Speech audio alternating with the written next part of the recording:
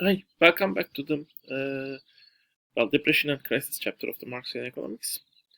Well, in this part, which is part 5 of our lecture, we will basically discuss whether can be a third layer in the economic system, which might be a deeper layer, which might basically might be the reason of even more severe crisis and even more larger systemic uh, much larger systemic depressions compared with regular depressions, basically.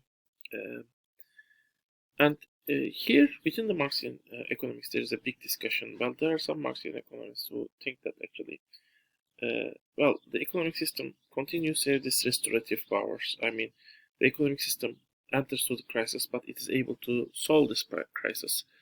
And one example, one example is actually uh, Engels, who thought that those crises exist, but they become increasingly more severe and severe. And in the end, even though the economic system can continuously restore itself, maybe at some point the damage at the bottom point becomes too large, and basically economic system might not handle it, and the system might transform itself. While Lenin basically describes the system provides the people uh, certain moments which are revolutionary moments, but those moments can only be seized by a political organization which is organizing the workers. That's why in Lenin there is too much a lot of emphasis on party and political part of the political side of the transformation. From one economic system to another economic system, or from one social system to another social system. So you have these revolutionary moments that are created by the economic system, but those moments can be easily end up with a restoration of the capitalist system, and basically uh, the capitalist system might restore itself and become even more stronger. Well, you will have another crisis, of course, but again, in this another crisis, again, there won't be any guarantee that the system will end unless you have a political organization which organizes the working class to do so. Uh, so those people basically don't necessarily think there's a third layer. And there's the other camp where basically I have mentioned that this while the other crises are continuously happening and basically then uh, basically are instrumental, beneficial for the capitalist system. Capitalist system can get out of them and basically get actually they are beneficial for the capitalist system to solve its problems. The falling rate of profits or rising organ composition of capital was creating a problem that was not solvable. That continuously gets the system closer and closer to its endpoint. Well, if it is so, then if we have a third layer and that third layer, however, also experiencing the cycles, well, that might mean even this problem, which was mentioned by the Marx as the most fundamental problem of the capitalist system, might be solvable in the capitalist system. Capitalist system might be able to solve this big and most fundamental problem. And if that's the case, that's not something that is necessarily liked by some Marxists, and they think that this potential third layer doesn't exist. So, like the other camp, but within the camp within the camp who thinks that this third layer exists, there is another point. Are this capitalist system, even if it's able to restore its profit rates and decrease the organic composition of capital, is it something is it something that capitalist system can be able to do continuously, or does capitalist system has limits in restoring its profit rates and basically decreasing the organic composition of capital? And that's the other discussion. And even while this potential third layer and the cycles within the third layer are described, Well, some economists even think that this third layer itself is composed of layers. Actually, there are some even bigger cycles and some relatively small but still very large cycles compared with the Kaleskian cycle.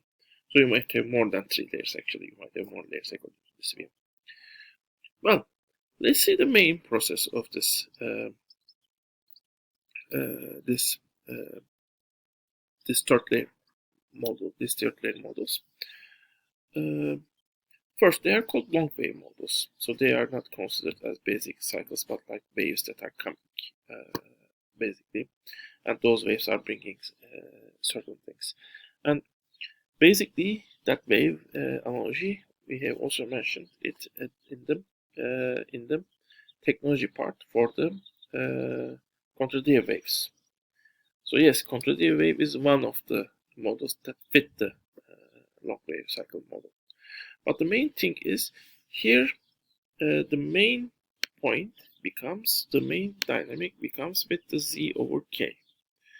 So if in our model here, our z over k was instead of 0.5, 0.2, now this whole cycle will become more dramatic, having the downturns become much more drastic and upturns become much more mild. They don't bring that much growth and extra output, basically. But the downturns are become more severe. And if the z over k gets smaller, if the potential output divided by the capital becomes smaller, and that's also what Piketty mentions, by the way. Piketty says this ratio is actually falling. Piketty and Emma Sheikh, basically.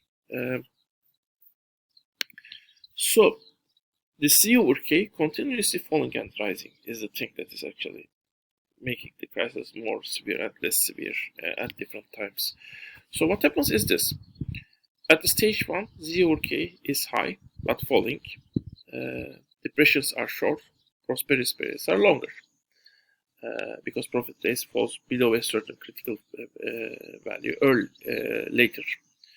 Profit rates stay mostly high, and maybe at the very instance of the crisis they become a little low. But the normal way capitalist system when the capitalist system functions normally, all the Marxian dynamics we have seen before will happening, and those happening dynamics will in the end will decrease Z over K to low levels as the organ composition rises. As a result, the depressions get longer, the prosperity periods are shorter, and in the end, the system becomes, the economy goes so bad, the system becomes into a large-scale crisis, which might follow by political crisis, even maybe. So society, maybe the companies at the company level or at the economy level, maybe at the social level, relative social level, there will be radical structural changes that will basically follow this development, and as a result, Z over K will rise back to the high level. Immediately after it rises back to this high level, then its fall continues. Well, in most of the graphs we have seen, we see that in 1946 we have a hike of the profit rate and low unemployment also, and unemployment rate was low. That might be because after 1945, basically, we are at the onset starting point of a long wave, which again now after 1945 continuously the profit rate has fallen. The unemployment rate has risen with some fluctuations, but basically the whole wave with its own circulations, with its own cycles within the cycle, the whole wave was maybe going down throughout the period.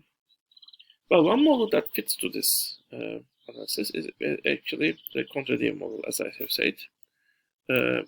Well, and if contrarian model is taken as the main model, then we should say that the radical technological advancements are, more normal technological advancements after the technological base we were talking on them in the contrarian wave part were founded, follow the Marxian dynamics we have talked in the accumulation part. They increase the organic composition of capital, they expand the companies, they favor the large companies.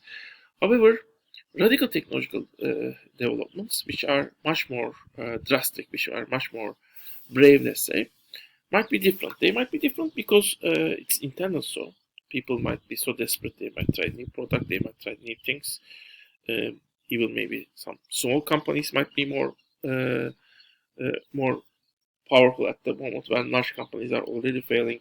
The banks or investors might support the small companies, maybe, I don't know. But they might be also, it might be also an unintended consequence of the radical advancements might be